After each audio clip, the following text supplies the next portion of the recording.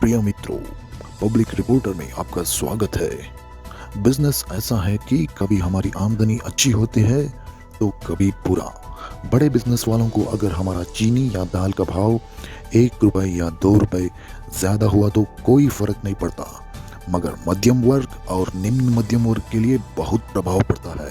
ऐसा ही एक धर युद्ध भारत के टेलीकॉम कंपनियों में होने वाला है। दुनिया के सबसे अमीर इलॉन मस्क स्वामित्व वाले स्टारलिंक कंपनी भारत की इंटरनेट की सुविधा देने जा रहा है। अमेरिका की सबसे बड़ी कंपनी टेस्ला अब भारत में दावा करने के लिए कदम बढ़ा रहा है। वैसे ही भारत के रिलायंस कंपनी भी अमेरिका के टेस्ला के साथ प्रतियोगिता की योजना भी बनाया है। तो अगले साल तक इस विश्व व्यापार में इन दोनों महारथियों का व्यापार कैसा है और यह व्यापार में होने वाला फायदा क्या है, टेलीकॉम और इंटरनेट संपर्क क्षेत्र में होने वाले इस महासंग्राम के बारे में आइए कुछ जानकारी प्राप्त करते हैं।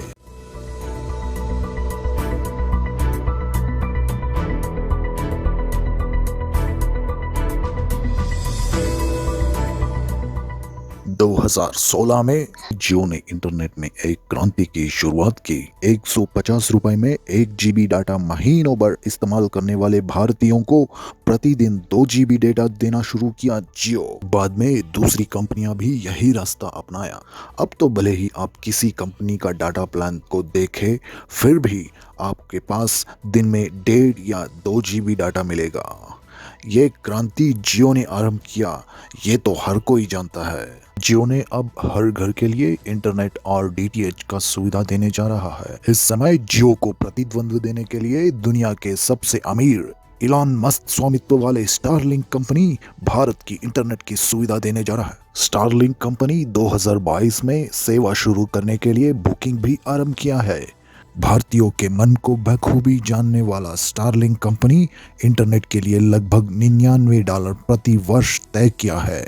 मतलब आज के डॉलर की कीमत को ध्यान में रखते हुए लगभग 7,300 रुपए में पूरे वर्ष इंटरनेट सुविधा मिलने की संभावना है। ये भी 50 या 150 MBPS है और ये स्पीड 300 MBPS तक या उससे भी अधिक होने की संभावना है। इसके साथ स्टारलिंक ग्राहकों को पूर्ण भुगतान करने का भी योजना है।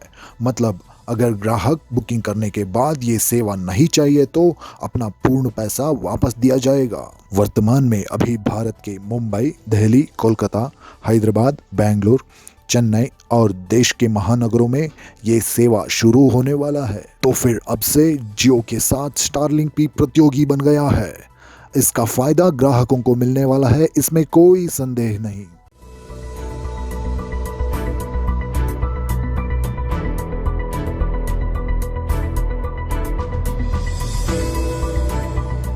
चैनल को आप पहली बार देख रहे हैं तो हमारे चैनल को सब्सक्राइब करें और नोटिफिकेशन के लिए बेल आइकॉन दबाएं। किसी क्षेत्र में कंपटीशन होना जरूरी है। एक स्वामी होने पर कीमत भी ज्यादा और गुणवत्ता भी कम होगा। भारत के टेलीकॉम व्यवस्था को देखा जाए तो पहले सिर्फ BSNL था। मोबाइल फोन आने के बाद सिम कार्ड लेने के लिए BSNL कचेरी के बाहर पंथी में खड़ा होने की स्थिति निर्माण हुआ और बाद में खासगी कंपनी भी सिम कार्ड बेचने लगा। थोड़ी प्रतिस्पर्धा भी बढ़ी, मगर दाम के मामले में कोई नीचे नहीं उतरा। जब जियो आया तब इंटरनेट को बहुत कम दाम में देना शुरू किया। इससे दूसरी कंपनियों को झटका लगा और अपना कीमत कम करना पड़ा। इससे इंटरनेट कम दाम में सभी को मिलने लगी। अब जियो के लिए भी एक प्रतियोगी आ रहा है। इससे अच्छे स्पीड का अंतरजाल सुविधा मिल सकता है और कंपनियां भी अपना सेवा की गुणवत्ता में सुधार होने की संभावना है। प्रौद्योगिक क्षेत्र में निवेश बढ़ता है, नया आविष्कार होता है और रोजगार सृजन अधिक जोर देता है। इलॉन मस्क सिर्फ इंटरनेट के लिए ही नहीं बल्कि भारत में इलेक्ट्रिक कार उत्पादन के लिए भी निर्णय लिया गया है। इस कंपनी का कार्यालय बेंगलुरु में होने वाला है। आमतौर पर टेस्ला अपना डिजाइन, लुक और टेक्नोलॉजी से ही दुनिया भर लोगों का ध्यान खींचा है। चीनी वैराणु के समय में भी टेस्ला कंपनी के कारों की बिक्री कम नहीं हुई। बहुत सारे भारतीय टेस्ला कार भारत आने का इंतजार कर रहे थे। टेस्ला कंपनी बेंगलुरु में Tesla India Motors and energy private limited नाम में अधिकतर तौर पर रजिस्टर करवाया है और इस कंपनी का कार आम नागरिकों के हाथ आना मुश्किल है, क्योंकि इन कारों का कीमत 60 लाख से 2 करोड़ तक है। इनमें model 3, model S, model Y और मॉडल एक्स ऐसी 4 मॉडल है। इन कार में 60 किलोवाट के लिथियम आयन बैटरी होती है। एक बार चार्ज करने पर 500 किलोमीटर की दूरी तय कर सकती है। ये कार भारत आने पर रोजगार मिलता है और स्पेयर पार्ट तैयार करने वाले छोटे कंपनियों को भी काम मिलता है। कार तैयार होने के बाद कुछ कार विदेशों को एक्सपोर्ट होता है। इससे टैक्स के रूप में और फॉरेन एक्सचेंज के रूप में भारत के आर्थिक व्यवस्था के लिए फायदेमंद है।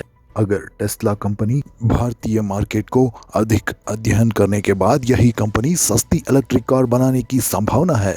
जैसे ही भारत में टेस्ला कंपनी टक्कर देने जा रहा है, वैसे ही भारत के रिलायंस कंपनी अमेरिका में टेस्ला को टक्कर देने जा रहा है। मुकेश अंबानी स्वामित्व के Reliance strategy business venture America में पैर जमाने जा रहा है। ये इलॉन मस्क स्वामित्व टेस्ला कंपनी के लिए चुनौती है। इलॉन मस्क पॉड टैक्सी और हाइपरलूप बिजनेस पर अपना हक जमाया है।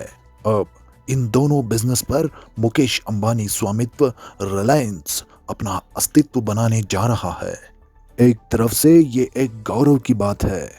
भारतीय कंपनी अमेरिका कंपनियों के लिए चुनौती देने जा रहा है। ये कोई आम बात नहीं है।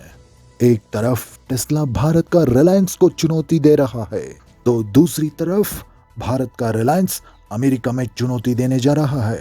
इस प्रतियोगिता में किसके लिए जीत है और किसके लिए हार, ये देखना होगा। तो ये था इलॉन मस्क जो क्रांति रचा रहा है भारत में, और अमेरिका में कंपटीशन देने वाला रिलायंस, इन दोनों का संक्षिप्त विवरण।